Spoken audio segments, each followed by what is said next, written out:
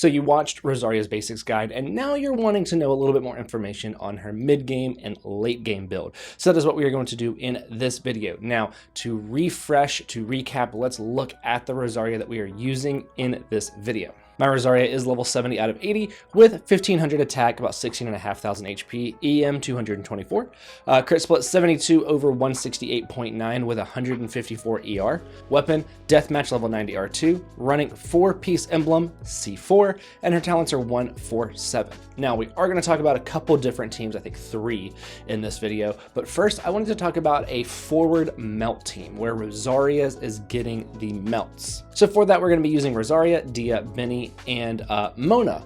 Now Mona, you can really swap that out with a lot of characters. Dia, you can swap that out with a lot of characters. But the reason that I chose this is because with Mona's skill, we can use it to kind of get a little bit of a grouping, right? Because it taunts enemies. Her burst is just going to make everybody's damage go up. And then Dia, through her skill and her burst, can keep Pyro on the enemies for Rosaria's burst to get the melts. And if Dia steals a melt every now and then, it's okay because I'm a Dia main, right? Until Nilou comes out.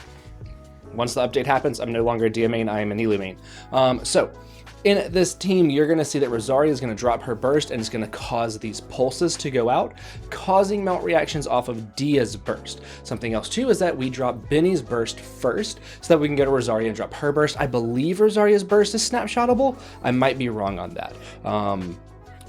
Put down in the comments if I am correct that Rosaria's burst is snapshotable. So with this team, we are going to get a lot of melt reactions, which is great. Rosaria is actually going to like that. This is a damage Rosaria, right? This is a...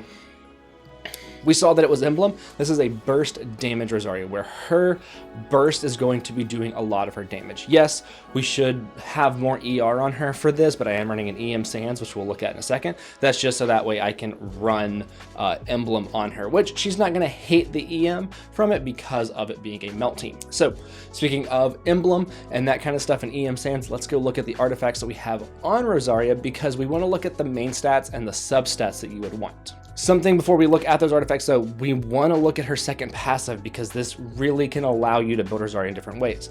When you use her burst, 15% of Rosaria's crit rate will be passed on to your other characters that are not Rosaria. So if you have 100% crit rate on Rosaria, then you can give that to other characters. So during that team, if we had given 100% crit rate to Rosaria and then used her burst, Dia would gain an extra 15% crit rate, making hers go up to like 80 crit rate. So this can be really, really good, not just in specific teams where you really want to do that, but it's going to be a good passive overall because she just shares some of her crit rate. So now let's look at the emblem set on Rosaria, as well as talking about some of the other artifact sets that we can use. We can use emblem if we want burst damage Rosaria. We can use Blizzard if we want some damage from Rosaria and like a freeze team, or we can use Noblesse as a support Rosaria. That last one is a little bit more finicky. So let's look at these artifacts. ER, crit damage, crit rate, EM. Perfect. Some of these artifacts are actually my Raidens. One of them is actually my Sara's. So just so you know, this is great for melt. The EM is great. If we weren't running melt, then we would want attack percent. Crit damage, crit rate, ER, HP. Again, that HP, if that had been attack or EM for melt, attack for anything other than melt. Really, really good artifact for substats. Really, really good baseline to look at some of these. EM Sands, this is my Sara Sands.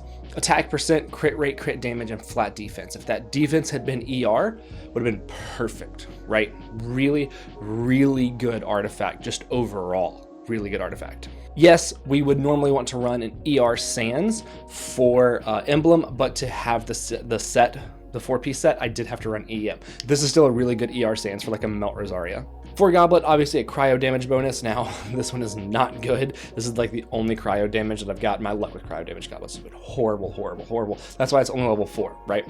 Just trying for that crit damage. If it was crit damage, I would level it. I don't know. I don't think I'm gonna level it. Now, on the circlet, this is a crit damage. If you are running a support Rosaria where you're trying to get her crit rate up to 100%, crit rate. Just get her crit rate to 100%, worry about damage second. That is going to be in like a freeze team or a noblesse support team.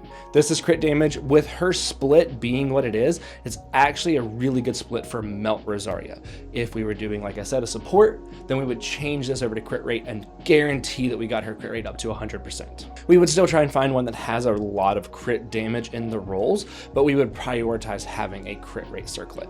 So now we're going to look at one of the other teams that you can use Rosaria in, and that is going to be a Hyperfridge team, where we're going to be doing Hyperbloom for the main source of damage, but we're also going to be having a cryo character in there, one, to freeze some of the enemies in place, two, just to increase our overall damage, right?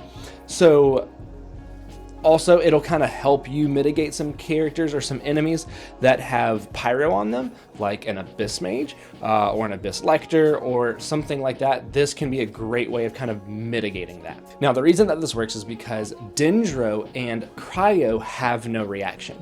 So that is the fundamental way that a fridge team works. Because they have no reaction, if an enemy is frozen, we can still create blooms off of them. If an enemy is electrocharged, we can still create blooms off of them. We can still create blooms off of them in every single reaction in this team. The cryo does not affect it in a negative manner. We'll freeze some enemies, which is great. Giving Alhaitham a little bit more crit rate is not going to be a bad thing in this, or Xingqiu, or even Kuki. They're not going to be bad things to get a little bit of extra crit rate up. We're still going to be able to get Hyperblooms. We're still going to be able to get our spread damage from Alhaitham and Kuki. We're still going to be able to get all the reactions that we want, plus freeze, and some extra cryo damage. So this can actually be a really, really good option for a Hyperbloom team. Yes, you can also do like a Burgeon Fridge team, but Burgeon in and of itself is a lot harder to do successfully than just doing Hyperbloom. So I wanted to talk about this specifically with Hyperbloom, putting Rosaria into my standard Hyperbloom team with Kuki, Alhaitham, and Xingqiu. And even in a team like this, Rosaria can still do a fair good amount of her own damage, just adding to the team's overall damage. And because I'm running like 4-piece Deep Wood on Kuki, I'm still getting the Dendro shred. I still need, it's not going to hurt having Rosaria in here, and in some cases it can actually help. Now, another team that you can throw Rosaria into is going to be an Ayaka freeze team. Let's pretend like Kaching is Ayaka, because I don't have Ayaka. But in this team, having Rosaria, Ayaka with Blizzard Strayer, we're actually going to be able to invest a ton into Ayaka's crit damage, because we're going to have cryo resonance, meaning that we're going to be getting up crit rate for any character hitting an enemy that's affected by cryo, right? Blizzard Strayer is going to be adding another potential 40% onto Ayaka or Rosaria for crit rate, and then Rosaria is also going to be sharing her crit rate over to your other characters. So this is a very, very good way to invest less into a character like Ayaka or Risley's crit rate and invest a lot more into their attack and or crit damage, or I guess I should say crit damage and or attack. This team, or a team very similar to this, would allow for you to do that. At this point though, you would probably want to have Noblesse on Rosaria, so that way you're getting even more of a buff from her burst to Ayaka. Now, we are going to show one more team, and that is going to be a Eula team.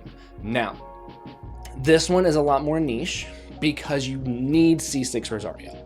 Rosaria C6 shreds the enemy of physical resistance whenever you use her burst, so it's going to really only help like Eula or possibly Razor or Fremine or somebody that does deal a lot of physical damage. I'm going to use Eula in this as my example.